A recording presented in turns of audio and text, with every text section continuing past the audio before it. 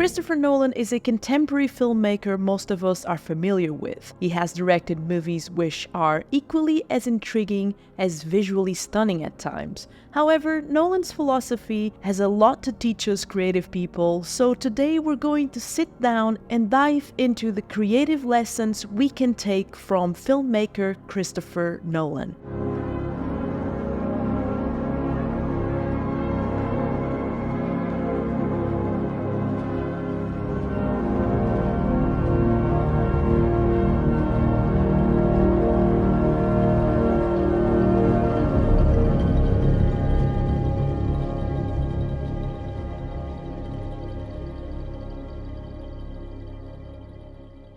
First and foremost, I wanted to say that Nolan is most definitely a filmmaker I find to always be very innovative in his approach, in his use of many different tools, in film such as sound, music, color, art direction, and other areas of film that create then an inventive and mind-bending storytelling. This, of course, couldn't be achieved without some key collaborators he has worked with very closely throughout the years, namely cinematographers Hoyte van Hoytema and Wally Pfister, or editor Jennifer Lame.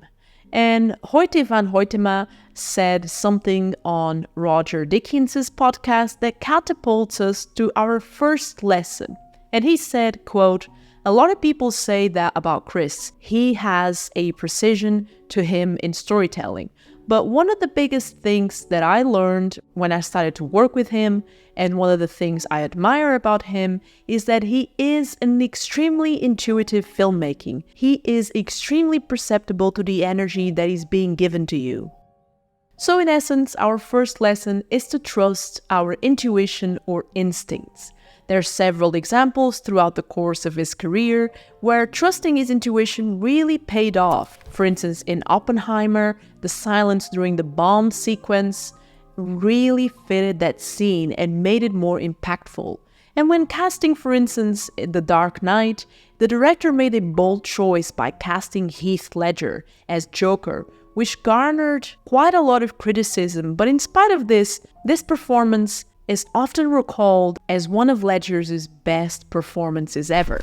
And when we move this into the photography world, which obviously is a main interest here on channel, we have quite a lot of photographers that have talked about this and that have highlighted this importance of trusting your gut. In particular, Lisette Model, whom we've talked about here on the channel already, and she taught photography for many, many years, and she always reminded her students to trust their instincts by saying something along the lines of, quote, "shoot when you feel it in your gut." Now, I also found a very important quote by Nolan that links instincts with understanding. Quote, "One of the things you do as a writer and as a filmmaker is grasp for resonant symbols and imagery without necessarily fully understanding it yourself."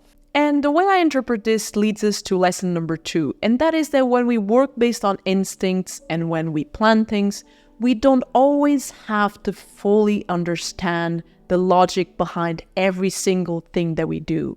So by trusting our intuition, which is the ability to understand something instinctively without using our reasoning, that some things just will be because they have to, because we define it so by instinct. And what is instinct? A reflex or an innate response to a certain stimulation. And since we're talking about understanding, our third lesson is based on this quote. "Every film should have its own world, a logic, and a feel to it that expands beyond the exact image that the audience is seeing." And we can take so much from this, so we'll start with the need to balance reason with emotion. And transporting this to photography, let's think of this. We can have a photo book that has the most aesthetically pleasing images, but if there's no emotion being communicated, it's almost as if something's missing. And vice versa, we can have a book or project that conveys a lot of ideas and emotions, but if there's no logical sequencing behind it, it might be hard for the viewers to perceive what we're trying to communicate. Let's talk about a specific example in Nolan's career, the film Inception. Inception, released in 2010, stars Leonardo DiCaprio as a thief who steals information by infiltrating the dreams and subconscious of his victims. Inception is an extremely complex film that constantly questions what is real and what is not, that constantly weighs in on reality and the necessity to escape and dream. But if the characters and storylines weren't able to convey emotion, then the film would have lost a lot of its impact to the audience. Now, on one of my recent videos here on the channel about Ripley, I actually talked about how important or how this show is so good at giving information to an audience or subtracting it from the audience. So it's good in the sense that, when you watch the show, you're given exactly the amount of information to kind of keep you hooked into seeing how the characters are going to react, into how the plot is going to develop. And one of the most important lessons as well, I believe, in my opinion, okay, this is just my opinion here on this video, is my personal perception of things and what the things that Christopher Nolan has said in interviews and so on. And so one of the things that he said was actually about limiting the information that we give to an audience and how that is important. And in this case, he didn't call it really the information, he called it limiting our exposition. This is Tatiana, and she's a photographer. And one night, while sleeping, Tatiana dreamt of a place. No, not that place. No, not that place either. Oh yes, a place where she could buy all the camera gear she needed. Lenses, tripods, filters, all of them with a 6-month warranty. And the best part about it all is that this was a place where she could not only buy stuff, but also trade or sell her own used gear. So she browsed and browsed all night, making lists, adding to a never-ending basket until she woke up. So she jumped out of bed and she was ready to type it out, but what was the name of it? She obsessed with it for days, trying to find clues until suddenly she began seeing the clues everywhere. And then she spelled it out because she remembered it. It was MPB. So why is this important?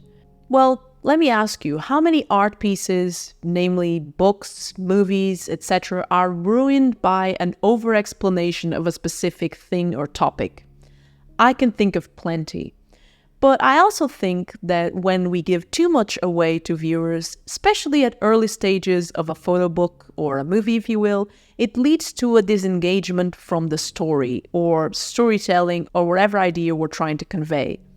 Because 1, either it becomes too predictable, or 2, it just loses interest and people stop being curious and hooked to what we're trying to say. So if you're working on a photo book or visual project that involves layers that go beyond the naked eye, that involves a more complex storytelling, don't spend too much time explaining things or giving too many visual clues that deter you from the purpose these are actually serving. Images should speak for themselves, and you have to trust or have a degree of trust in your viewers or audience of your book or movie, or even readers if you're a writer, that they can see beyond the, naked eye. And the way they'll do this is because your visual language is ultimately going to suggest it. And talking about storytelling, through Nolan's movies, we can understand that he is an individual that likes to take risks and experiment with storytelling in particular, amongst other things, of course. Examples of this, for instance, would be how Nolan has worked with several nonlinear narrative structures in his movies, where he often has us jumping back and forth in time, for instance, Memento Mori, creating what I like to call visual puzzles that we, the audience, are invited to participate in and trying to put the pieces together ourselves. And he said something in an interview that stuck with me. Quote, "If you have an idea, flip it." Now, this might not work for everyone, of course, and that's fair, but even by taking this as a simple exercise, it can help us expand our minds, exercise our critical thinking, and also showcasing the possibilities for the story we want to tell, which can be helpful if you ever get stuck or uninspired. You can go back to where you flipped your initial idea and see the many possibilities or directions you can take. Now, speaking of, getting stuck or uninspired, this kind of infers a certain word, and that word is failure. And I've talked about failure extensively here on the channel. How do we deal with it? I made a whole video dedicated to it, different types of failure. So if you're stuck or you feel like you're failing and whatnot, give that video a watch. But I wanted to bring this here because Nolan has a really interesting concept. I feel like it might not be applicable to everybody, but I think it's an interesting concept. So try and be open at least to see if that would work with you or not. And what he says is, quote, assume it will be a failure and then start working to prevent that.